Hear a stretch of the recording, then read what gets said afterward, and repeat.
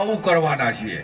તમે આપણે એમને નવું કરવા માટે એમને મત આપ્યા, મત આપીને આપણને છેતરી ગયા, અને છેતરી ગયા પછી છેતર્યા તો આપણને એકને છેતર્યા હોત તો બરાબર, પણ આજે આખો દેશ ખાડામાં ધકેલી ગયો, આખો દેશ ખાડામાં ધકેલી ગયો.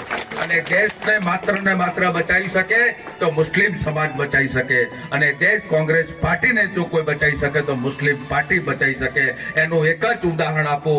NRC ના મુદ્દા પર મારી સોનિયા ગાંધી, મારો રાહુલ ગાંધી અને મારી પ્રિયંકા ગાંધી રોડ પર આવી. 18 પ્રકારના પક્ષો હતા, એક પણ પક્ષે મુસ્લિમ સમાજની દલીલ ના કરી, મુસ્લિમ સમાજની તરફદારી ના કરી. આ એક જ પાર્ટી એવી છે કે જે તમને અનુસરે છે, તમારી રખેવાળી કરે છે, તમારી રક્ષા કરે છે અને તમારું આખા દેશમાં રક્ષણ પૂરું પાડે છે.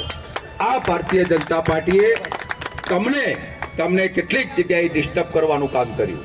આ ભારતીય જનતા પાર્ટીએ 3 તલાકના નામે મુદ્દો ચલાવી અને 3 તલાકના મુદ્દા પર સુપ્રીમ કોર્ટમાં મોહર મરાઈ અને એ કાયદા નાબૂદ કરવાનું કામ કર્યું.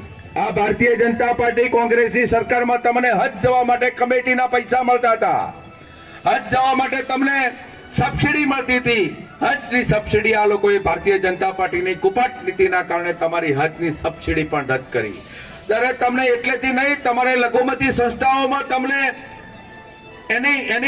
સબસિડી મળતી હતી, છોકરાઓને ભણાવવા માટેની જે સબસિડી મળતી હતી, આ લોકોએ કુપટ નીતિના કારણે, એમની મનસાના કારણે તમારા ઉપર તળાપો મારી અને સબસિડી બંધ કરી નાખી.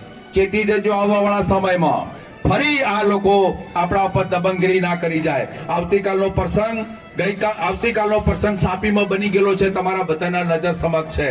આ પ્રસંગને અમે લોકો તમારી રક્ષણ કરશું, અમે લોકો તમારી રખેવાળી કરશું, અમે તમારી ચોયઓણી વચ નહીં ઉતરવાથી એવી સૌને ખાતરી આપું છું.